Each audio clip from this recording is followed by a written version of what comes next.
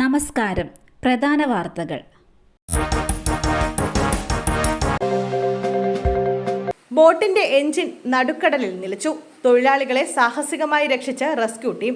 ബോട്ടിന്റെ എഞ്ചിൻ തകരാറിലായതിനെ തുടർന്ന് കടലിൽപ്പെട്ട തൊഴിലാളികളെ രക്ഷപ്പെടുത്തി. തോട്ടപ്പള്ളി ഫിഷറീസ് സ്റ്റേഷന്റെ നേതൃത്വത്തിലാണ് രക്ഷാപ്രവർത്തനം നടത്തി തൊഴിലാളികളെ കരയ്ക്കെത്തിച്ചത്. തമിഴ്നാട് സ്വദേശി ലിസ്റ്റിന്റെ ഉടമസ്ഥതയിലുള്ള ഷാർജിയമ്മ എന്ന ബോട്ടിന്റെ എഞ്ചിനാണ് തകരാറിലായത്. തുടർന്ന് വിവരമറിഞ്ഞ് ആലപ്പുഴ ഫിഷറീസ് റെസ്ക്യൂ ബോട്ട് രക്ഷാപ്രവർത്തനത്തിനായി പുറപ്പെട്ടു. കടൽ പ്രക്ഷുബ്ധമായതിനാൽ രക്ഷാപ്രവർത്തനം ദുഷ്കരമായിരുന്നുവെങ്കിലും സാഹസികമായി ഇവരെ കരയ്ക്കെത്തിച്ചു. 8 തൊഴിലാളികളാണ് ബോട്ടിലുണ്ടായിരുന്നത്. പ്രധാനമന്ത്രി ഇന്ന് കന്യാകുമാരിയിലെത്തും. സന്ദർശകർക്ക് നിയന്ത്രണം.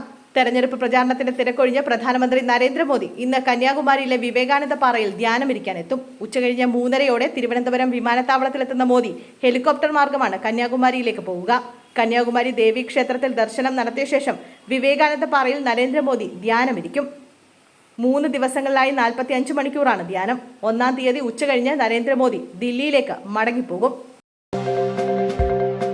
സ്കൂൾ പരിസരത്തെ മരത്തിന്റെ കൊമ്പ് മുറിക്കുന്നതിനിടെ കൊമ്പ് വീണ് യുവാവിന് ദാരുണാന്ത്യം.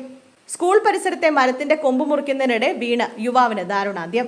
വയനാട്ടിൽ സ്കൂൾ പരിസരത്തെ മരത്തിന്റെ കൊമ്പ് മുറിക്കുന്നതിനിടെ വീണ് യുവാവ് മരിച്ചു. നിലമ്പൂർ വഴിക്കടവ് കൊമ്പരക്കുഴിയിൽ റാഫിയാണ് മരിച്ചത്. 34 വയസ്സായിരുന്നു. നീർവാരം ഗവൺമെന്റ് ഹയർ സെക്കൻഡറി സ്കൂളിലാണ് സംഭവം. സ്കൂളിന്റെ ചുറ്റുമതിൽ നിർമ്മാണത്തിനായി എത്തിയതായിരുന്നു റാഫി. ചാഞ്ഞുകിടക്കുന്ന മരക്കൊമ്പ് അപകട ഭീഷണിയായതിനാൽ വെട്ടാൻ കയറിയതായിരുന്നു. ഉണങ്ങിയ കമ്പിൽ ചവിട്ടിയപ്പോൾ ഒടിഞ്ഞു വീണു.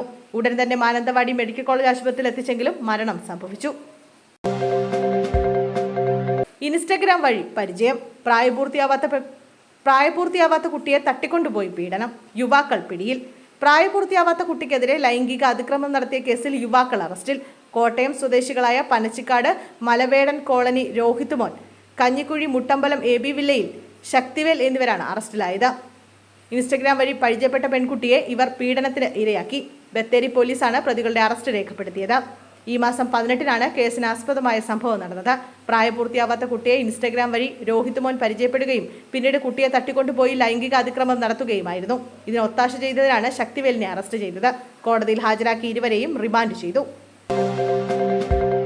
ചികിത്സയ്ക്കെത്തിയ യുവതിയെ ബലാത്സംഗം ചെയ്ത യുവാവ് അറസ്റ്റിൽ. മംഗളൂരുവിൽ ചികിത്സയ്ക്കെത്തിയ കാസർഗോഡ് സ്വദേശിയായ യുവതിയെ ബലാത്സംഗം ചെയ്തതായി പരാതിയെ തുടർന്ന് കാഞ്ഞങ്ങാട് സ്വദേശി സുജിത്തിനെ കദ്രി പോലീസ് അറസ്റ്റ് ചെയ്തു. ആശുപത്രി മുറിയിൽ വെച്ച് യുവതിയെ ബലാത്സംഗം ചെയ്യുകയും നഗ്നചിത്രങ്ങൾ പകർത്തുകയും ചെയ്തുവെന്നാണ് പരാതി. ഫോട്ടോ കാണിച്ച് ഭീഷണിപ്പെടുത്തി നിരവധി തവണ പീഡനത്തിന് ഇരയാക്കിയെന്നും പരാതിയിൽ പറയുന്നു.